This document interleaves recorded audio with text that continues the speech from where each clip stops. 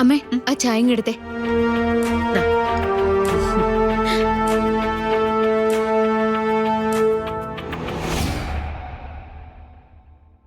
Good morning Naveen.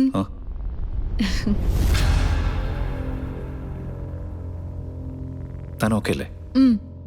ഞാൻ അടുക്കളയിൽ വന്നപ്പോ അമ്മയുമായിട്ട് കുറെ സംസാരിച്ചു. സോറി ഇന്നലത്തെ കാര്യത്തിന്. കുടിക്ക.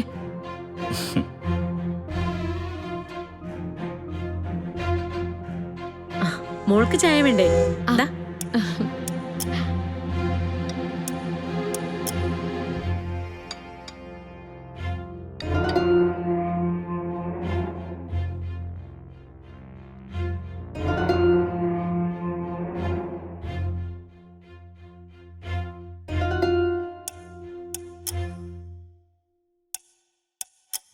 ഗദ, ചില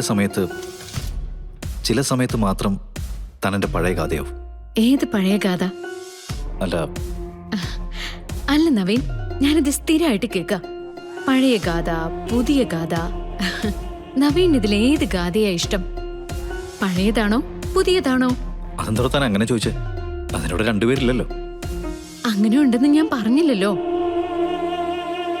സി നവീൻ, എന്റെ രീതികൾ എങ്ങനെയാണെന്ന് നവീൻ ആദ്യമേ മനസ്സിലായിട്ടുണ്ട്. പരസ്പരം ഒരുപാട് മനസ്സിലാക്കലുകൾക്ക് ശേഷമാണ് നമ്മൾ പ്രണയിക്കാനൊക്കെ തുടങ്ങിയത്. ഓർമ്മയില്ലേ? അതിന് ഞാനിപ്പോ എന്താണോ അതായി നിൽക്കാനേ എന്നെ കൊണ്ട് പറ്റൂ.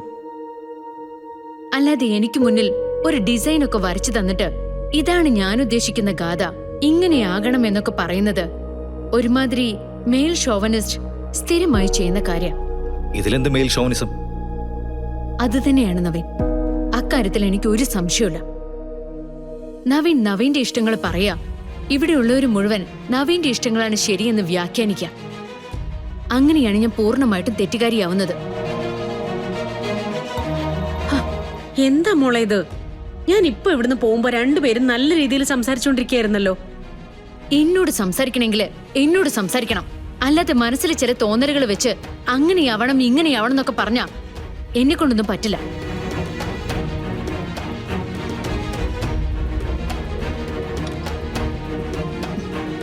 എന്താ ചായ കുടിക്കുന്നില്ലേ? താൻ ഇത്രയും ദേഷ്യത്തിലാണ് ഈ ചായ എനിക്ക് തരുന്നെങ്കിൽ ഈ ചായ എനിക്ക് വേണ്ട.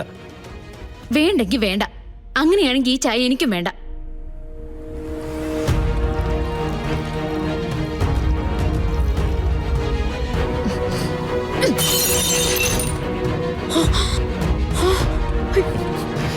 വേണ്ട നവീൻ, മോനെ.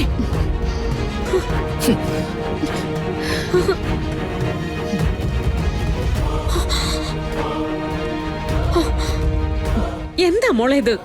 എന്തൊക്കെയാ നീ കാണിച്ചു കൂട്ടുന്നേ? അമ്മയ്ക്ക് മനസ്സിലായില്ലേ? ഐ ആം ഗാഥ ശ്രീനിവാസ്, അമ്മയുടെ മകന്റെ ഭാര്യ. എനിക്ക് എന്റേതായ ഒരു ഐഡന്റിറ്റി ഉണ്ട്, എന്റേതായ തീരുമാനങ്ങളും ഉണ്ട്. അതൊന്നും ഒരാളുടെ മുന്നിൽ അടിയറ വെക്കാനേ എന്നെ കൊണ്ട് പറ്റില്ല.